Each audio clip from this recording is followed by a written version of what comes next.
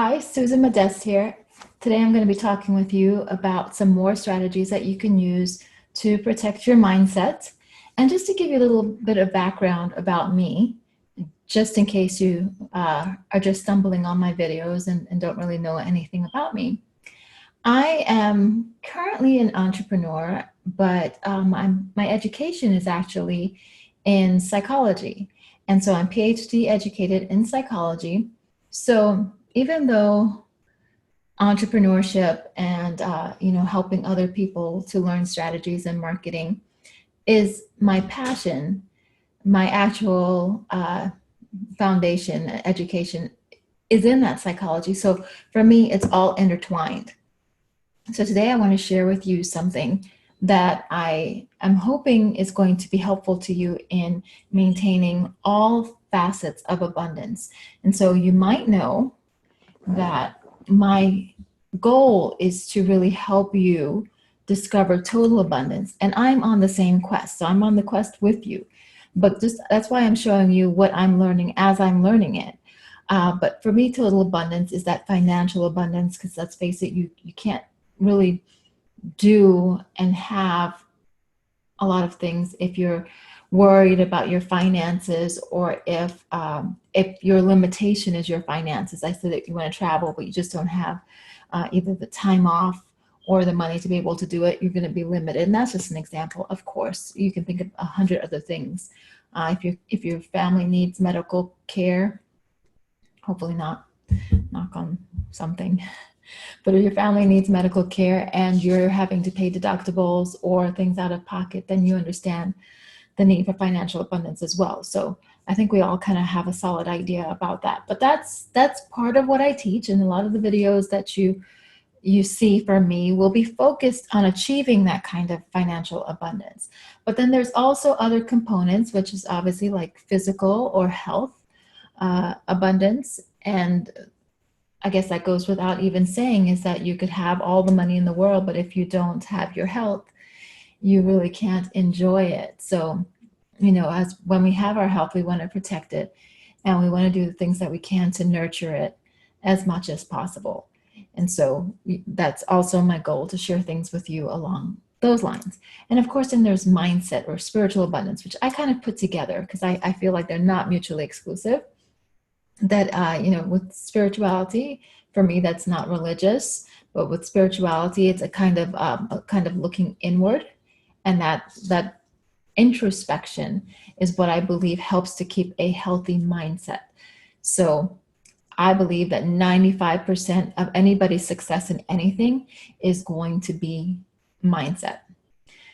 So today I'm going to be sharing with you on compassion. And you may have heard about this before, and just maybe you haven't even thought about this, but you can tell from our society that it seems like we might be becoming less and less compassionate towards each other for a number of reasons. Part of it might be that we're just seeing more things on social media that makes us appear to be less compassionate, to be more callous, to be willing to say things to people that I feel like, a couple of years ago, you'd have to only say to your worst enemies, but now people just, sit there and they just type it, and they don't care how hateful it is, and that there's another person on the other side. Or if you see a video where somebody is being hurt or falls and really looks like they hurt themselves, everybody kind of thinks that's funny or whatever, and it gets shared and shared and shared and shared. So it looks like we are less compassionate. I'm not going to get into politics in this video, but there's so many things centered around politics that seem like we're guided by so many other things and not compassion. Well, studies have shown, and now I'm going back to my psychology a little bit. Studies have shown that we are actually wired to be compassionate.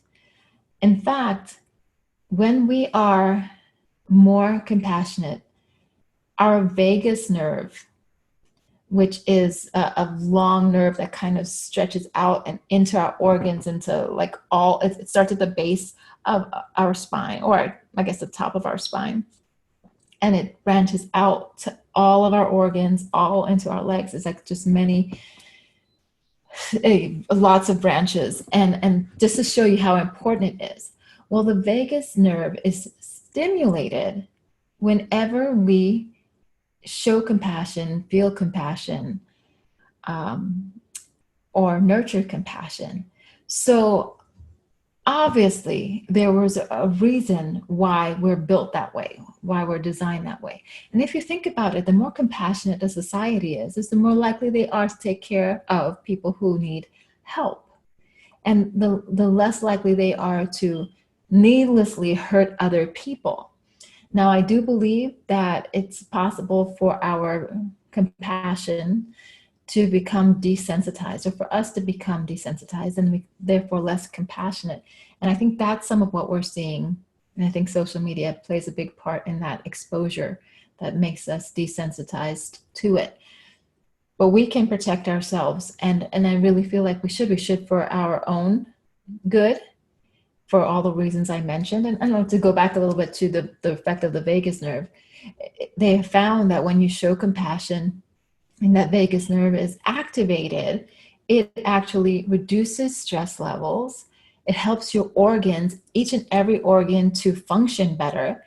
And also it reduces inflammation. And I'm sure by now you've heard many, many studies that have shown that inflammation seems to be the root cause of most severe diseases.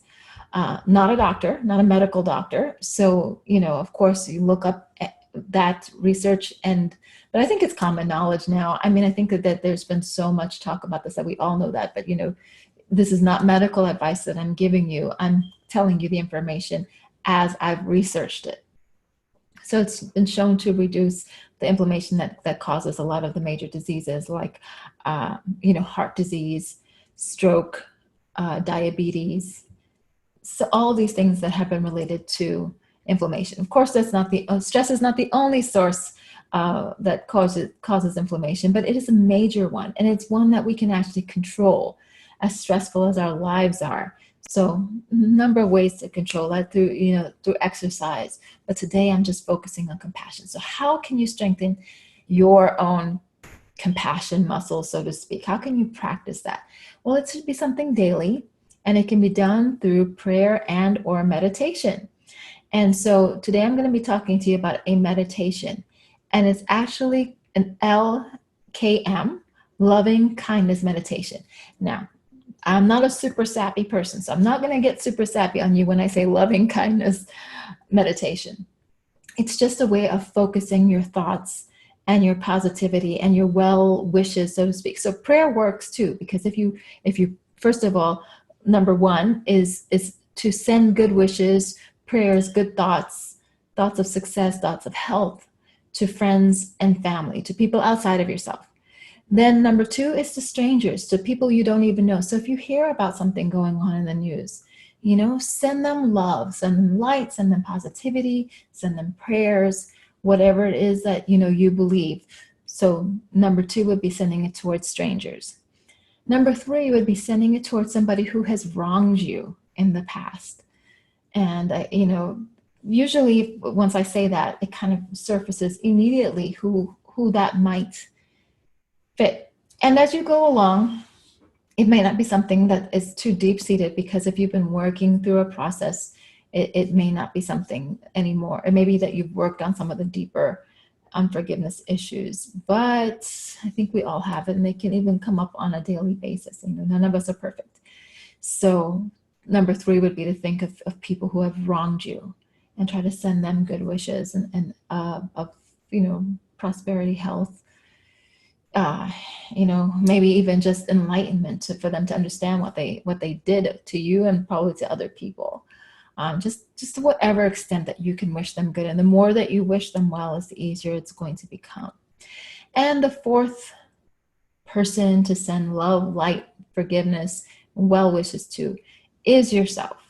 So that's where you would meditate on the good things that you want for yourself. You'd send yourself all of those great things. So number one, friends and family. Number two, strangers. Number three, people that have wronged you. Number four, yourself. And then just continue to do that. Do that every day. It doesn't have to take a long time.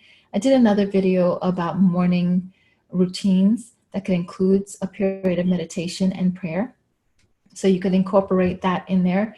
It's nothing to, this doesn't mean that it has to be a long, kind of like a very ritualistic kind of length of things like they did with a lot of prayer. I grew up Catholic, so I'm not talking about saying 5 Our Fathers and 10 Hail Marys and stuff like that. If that's what you do, if that makes you feel better, then do that, because it's lots of times it's about what we feel, right? But that's not what I'm saying. It doesn't matter how long. If the morning is when you pick to do it, it's probably a good time, setting the tone. But if you're pressed for time, it can be done anywhere. But it protects you. Okay, it helps you. It helps your compassion muscle, so to speak. It helps your vagus nerves, which then in turn help your health personally. And honestly, the more compassion we have is the more we're protecting our societal health as well. So that's all I have for you guys today. Hope this was something helpful. I hope that you find it uplifting. Please let me know if you decide to try it, how it goes for you. And you can let me know through the comments below, or you can join my Facebook group, where it's designed to support each other as entrepreneurs, but we'll talk about everything that contributes to total abundance there. So thank you for watching. Always appreciate you, and have a great day.